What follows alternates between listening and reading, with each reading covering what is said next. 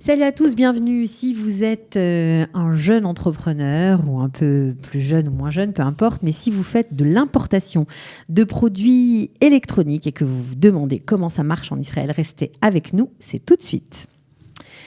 Mon invité du jour, Thierry Soufir, bonjour. Bonjour. Alors, vous êtes en Israël depuis 2 ans, C'est ça. chef d'entreprise.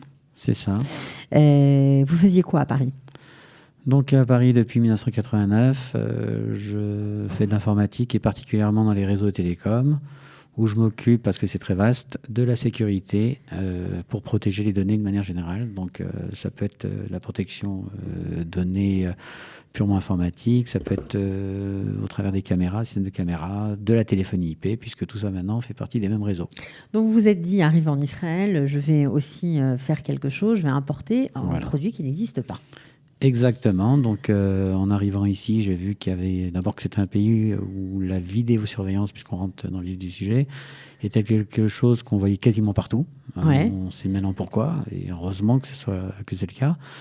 Mais que j'ai tout de suite pensé qu'il fallait mettre un système très professionnel au service des petits. Enfin, quand je dis petits, c'est marché de la maison et des petits commerces.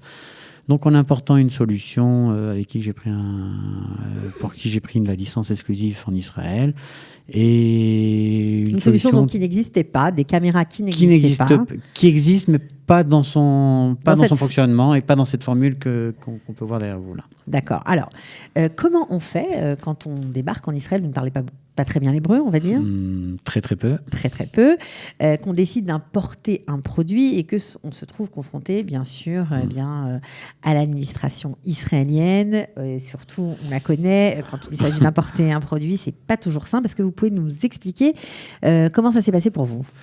Quelle procédure vous avez suivie ? Donc moi, la procédure, malheureusement, c'est que, comme vous dites, je parle pas la langue. Donc, je parle moyennement l'anglais et très bien le français. Donc, pour arriver à prendre pour se faire livrer ces produits, mon fournisseur qui a une antenne en Estonie, celle qui s'occupe de livrer le Moyen-Orient, donc on va parler d'Israël, m'a dit voilà, je t'envoie les produits. Je t'envoie les produits. Bien évidemment que nous, il faut les régler avant. Une fois qu'il m'a envoyé les produits... alors, comment il vous les envoyait par un système ? Donc, il m'a envoyé les produits avec DHL Express. D'accord. Concrètement, c'était censé arriver 24 voire 48 heures au plus tard en Israël le lendemain de l'envoi. C'était le cas puisque j'avais un numéro de tracking qui me permettait sur Internet de suivre mon colis qui était arrivé 48 heures après. Bon, en général, pour les produits électroniques, c'est comme ça que ça se passe. On se les fait envoyer par DHL ou autre système. Voilà. Et on les récupère à l'aéroport. En tout cas, ils arrivent à l'aéroport. Maintenant, ce qui nous intéresse, c'est le processus pour les récupérer. Donc moi, le processus, c'est la première fois, comme je vous dis, que je faisais de l'importation. Donc ce que j'ai fait, j'ai pris mon numéro de tracking, j'étais sur mon portail web DHL, et là, en regardant, je m'aperçois que tous les jours, il y a un statut qui ne bougeait pas, qui était en dédouanement. Donc 1 jour, 2 jours, 3 jours. Là, je m'inquiète, je téléphone, je dis qu'est-ce qui se passe en dédouanement. Et c'est là qu'on s'aperçoit qu'il y a pas mal de choses à faire en termes de démarches, en termes d'homologation et tout ce qu'on va voir. Alors, le premier contact, quand on vous dit oui, c'est bien en attente, vous êtes, j'imagine, surpris. Là, moi, quand on me dit en attente, je dis concrètement, je bouge pas, je travaille à la maison, donc vous pouvez me livrer quand vous voulez. En fait, il s'agissait pas de ça. Il s'agissait, après m'avoir donné le bon bureau.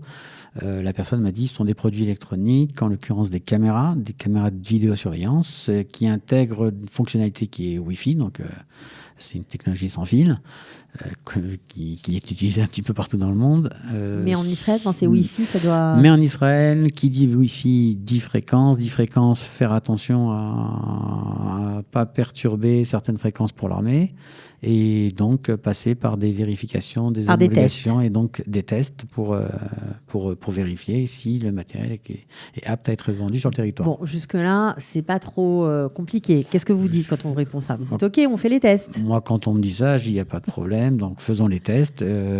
Concrètement, il y avait 20 caméras. 20 caméras, il y avait 3 références, donc 5 caméras et 10 caméras, donc 3 références. 3 références différentes. Différentes. Et là, on me fait comprendre en me disant à chaque référence, il y a un coût pour faire ces tests, qui est de l'ordre de Vous pouvez dire, il n'y a pas de problème. De 5000 shekels par test, donc par 3, puisque 3 références. Ensuite, on me dit... Donc ça faisait déjà 15 000 shekels. 15 000 shekels. Ensuite, on me dit, il y a un temps, parce qu'on reçoit des milliers de références produits à tester, donc sachez que ça peut mettre un certain temps, 60 jours ouvrés.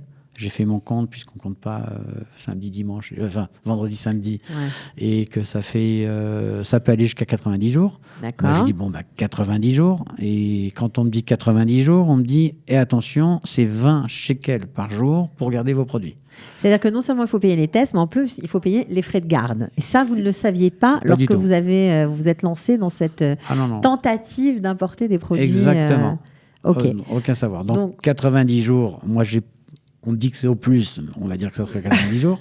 Donc ça fait 1800 shekels. Et on me dit, ça, c'est pour le bureau des télécoms. Donc celle qui va regarder si votre produit, d'un point de vue fréquence, etc., respecte bien la nomenclature de votre produit. Dans un deuxième temps, j'ai dit, très bien. Et elle me dit, mais après, il faut que ça reparte dans un autre bureau, celui de l'homologation. Donc en hébreu, c'est le mitzrad. Enfin, je préfère dire homologation. Je ne connais pas le terme, je ne vais pas dire de bêtises moi non plus. Okay. Voilà. Et là, on me dit, pareil, même processus, ça peut mettre jusqu'à 60 jours ouvrés, donc 90 jours, à 20 shekels d'immobilisation. Moi, au départ, je me dis... Donc c'est des frais qui sont comptés 2 fois ? Moi, j'ai dit, pourquoi vous ne feriez pas, puisqu'il y a 5 produits par référence et 10 produits, pourquoi vous n'envoyez pas au même moment les produits pour que ça me coûte la même garde ? On me dit, non, il faut que ça passe d'abord par un bureau, et quand elle donne sa validation, ça passe sur un autre bureau. Donc en gros, il y a 2 fois les frais de garde. C'est 180 jours, c'est 6 mois. Donc 6 mois, quelque chose que j'ai payé depuis à la commande. Concrètement, je ne peux pas démarrer mon business avant fin, voire début d'année 2019. Mais vous n'avez pas encore les caméras.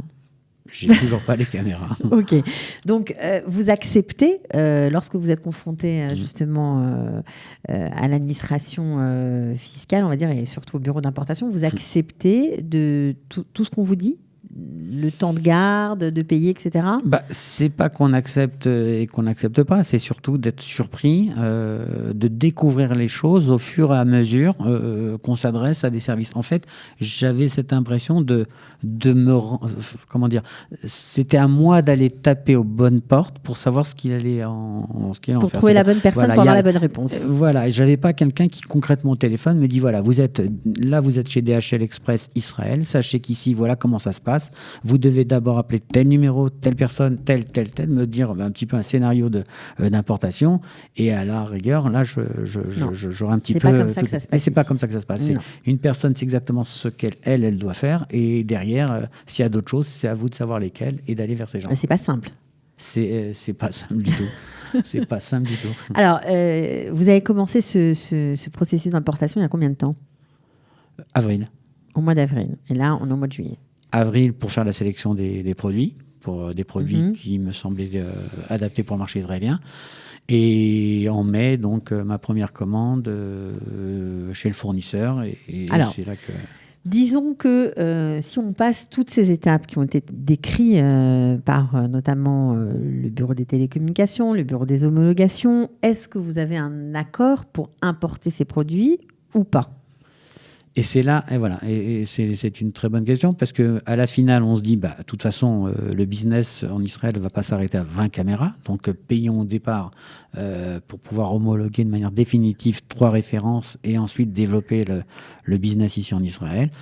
Et donc, on découle une question que tout le monde aurait posée, c'était de dire à la personne que j'ai au téléphone, à l'issue de ces 180 jours, concrètement, je paye 5000 shekels par 3, je paye 3600 shekels de frais de garde. Derrière, est-ce que vous pouvez me confirmer dès maintenant que j'aurai l'homologation ? Et on me répond, peut-être oui, peut-être non. Donc là, je sais pas, je crois que n'importe qui n'aurait pas... Enfin, je passe sur les détails. Donc vous étiez un peu désappointé, on va dire. Oui, c'est payé pour peut-être ne rien avoir. Non, donc j'ai appelé mon fournisseur et je suis en train de voir même actuellement, savoir comment on pourrait faire pour... Est-ce que vous avez... Alors, parce qu'on va pas rester sur une note négative. En plus, c'est pas du tout votre genre, Thierry Souffire. Donc, vous vous êtes dit, bon, ok, j'ai payé pour voir, en tout cas, comment ça fonctionne. Payer pour apprendre, voilà. Qu'est-ce que vous avez fait ensuite pour essayer de trouver une solution ? La solution, donc concrètement, déjà, je voulais pas que ces caméras restent de manière éternelle ici à Ben Gurion. Donc, j'ai appelé mon fournisseur qui m'a dit ne vous inquiétez pas, on va, de toute façon, dans le cadre de notre envoi DHL Estonie. On a la possibilité, quand on passe avec DHL, de récupérer la marchandise. On récupère, il suffit de refuser la livraison, elle revient chez nous, et nous, c'est pris dans le cadre de l'assurance de nos envois. Oui, parce que ces produits, vous les aviez achetés quand même. Mais moi, bien sûr, c'était payé à la livraison. Donc, l'idée derrière, c'était de le relivrer ou de voir de quelle manière on allait revenir à la charge dans les prochains jours ou mois. Ok. Est-ce que vous avez eu vent des Soren Meches, ça veut dire d'un agent de douane? Est-ce que vous connaissiez ce principe-là ou pas? Parce qu'en général, d'accord. Pas du tout. J'étais pas importateur en France. Il faut savoir qu'en France, moi, je passais par des distributeurs qui étaient en place. Ouais. Les distributeurs, j'ai dit, de sociétés françaises en française, on n'avait pas cette problématique d'importer. Ici, en Israël, c'est différent, puisque je suis moi-même, je crée la société dont le produit n'existe pas. Donc, il va falloir à un moment donné l'importer. Et donc, pour parler de cette personne, effectivement, la chance fait que j'ai discuté avec une personne qui est importatrice de ces produits et qui m'a dit ici ça passe pas comme ça marche pas comme ça, pardon. Et voilà ce qu'il faut faire. Donc il faut voir son agent, il faut faire homologuer des échantillons qu'on amène, et une fois qu'ils sont homologués, il se charge de tout. Et donc pour des références bien précises, puisque les tests vont pour ces références, alors on n'aurait pas de souci d'importation. Et j'ai dit très bien, combien de temps ça peut mettre? C'est une question c'est peut-être une question de coût, et ça peut mettre jusqu'à 2 semaines. Quand on avait 180 jours donc en tête. Ok, donc là on est ailleurs. Donc ça veut dire qu'avec l'intervention d'un agent de douane, donc un agent de douane qui travaille et pour vous, mais qui est aussi en place attaché à au service des douanes. Voilà, donc là le processus peut aller beaucoup plus vite. Ok. Maintenant, pour revenir sur vos caméras, lorsque vous vous êtes retrouvés avec tous ces interlocuteurs qui vous demandaient à chaque fois de payer, parce que c'était une procédure quand on n'a pas d'agent de douane, que personne ne vous connaît, qu'on ne connaît pas vos produits. On vous a aussi fait comprendre qu'il y avait un importateur de caméras en Israël, et que si on passait par lui, c'était peut-être plus pratique. En fait, je vous avoue que je me suis posé la question au départ en disant pourquoi beaucoup de caméras qui font beaucoup de choses ailleurs dans le monde ne sont pas ici en Israël. Ce que j'ai fait comme tout le monde, j'ai été sur Amazon et puis AliExpress. Ce sont des applications smartphone, on peut trouver des tas de choses, donc on va s'arrêter à ma partie caméra.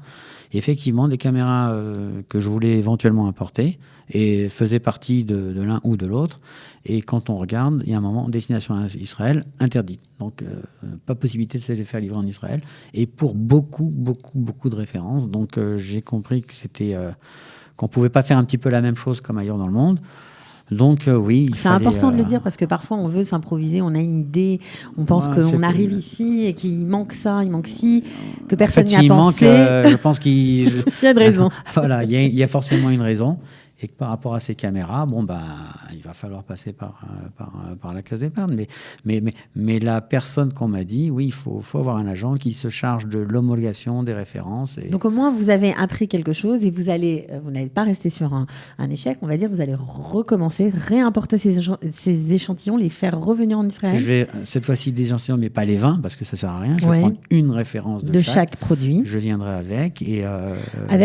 En bagage à main. En bagage à main. Je vais voir la personne qu'on va me présenter, je lui donne, et puis on fera tout le process de certification, d'homologation pour pouvoir les vendre ici, parce que je ne vais pas m'arrêter à là. Je suis convaincu que ces caméras doivent être vendues parce qu'elles ont un vrai intérêt, elles sont ultra sécurisées, elles touchent une population, je dirais, très large. Donc, elles ne sont pas trop chères en plus. Elles sont pas très chères non plus. Si je fais une petite parenthèse sur le prix, je comprends que des caméras qu'on peut... ça, c'était une petite aparté par rapport à des personnes qui disent en Israël, c'est cher. Mais maintenant, connaissant le parcours, c'est vrai que quand on suscite une référence, qu'on doit l'homologuer, qu'on doit faire beaucoup de choses autour, ça coûte de l'argent. Donc, c'est peut-être aussi pour cette raison qu'on que le trouve prix des produits plus chers. se répercute en c'est Israël. Pas, la marge, elle n'est pas forcément dans la poche de l'importateur, mais c'est parce que il y a de la bureaucratie. Il y a beaucoup d'administrations qui font que le produit n'arrive pas au même prix à la fin. Au même prix qu'ailleurs. Bon, en tout cas, voilà, on est super content de vous avoir reçu et d'avoir mis en valeur, en tout cas d'avoir mis en lumière, sera plus juste, ce processus d'importation de produits électroniques. C'est pas toujours évident, c'est surtout quand on ne connaît pas Israël. Il faut vraiment prendre le temps de faire les choses, bien se renseigner, parler à d'autres. On peut vous contacter si on a envie de... Oui, bien sûr. Ouais, c'est possible. On vous trouve sur Facebook peut-être ? Sur Facebook, sur LinkedIn. Sur LinkedIn, Thierry Souffir, Souffir. Exactement. Merci beaucoup d'être venu. Merci. Et bonne chance alors pour la suite. C'est gentil. Ciao. Merci. Ciao. Israël, comment ça marche ? Vous allez adorer comprendre Israël. Israël, comment ça marche ? C'est tout de suite sur Studio Kalita.